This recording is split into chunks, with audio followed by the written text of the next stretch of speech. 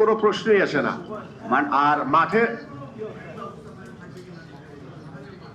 আপনি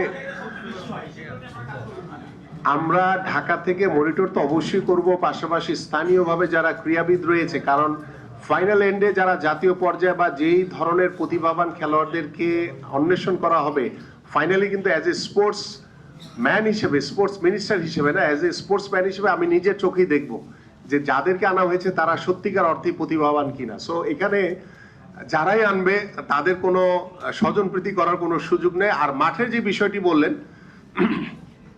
আপনারা জেনে খুশি হবেন, ইতিমধ্যে হয়তো আপনারা জানেন বিষয়টি, যে আমাদের মাননীয় প্রধানমন্ত্রী তিনি প্রধানমন্ত্রীর কার্যালয় থেকে একটি বাংলাদেশের ঢাকা মহানগর সহ গ্রামীণ জনপদে মাঠ সংরক্ষণ, মাঠ সংস্কারের জন্য কিন্তু একটি কমিটি করে দিয়েছেন। সেখানে আমি আছি আহ্বায়ক হিসেবে, আমার সাথে আমাদের গৃহায়ণ প্রতিমন্ত্রী রয়েছেন, আমাদের স্থানীয় সরকার পল্লী উন্নয়ন এবং সমবায় প্রতিমন্ত্রী রয়েছেন, এবং 12 জন সচিব রয়েছেন আমাদের সাথে।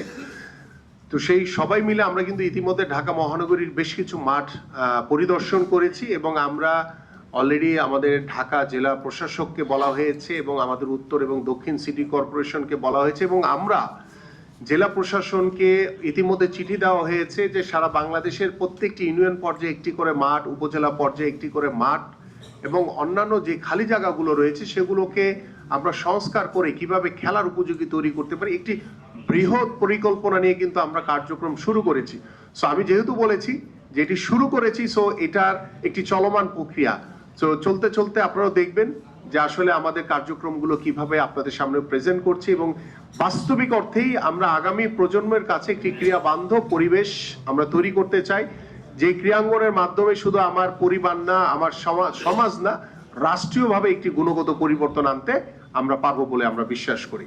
আই হোপ আমরা শেষ করি।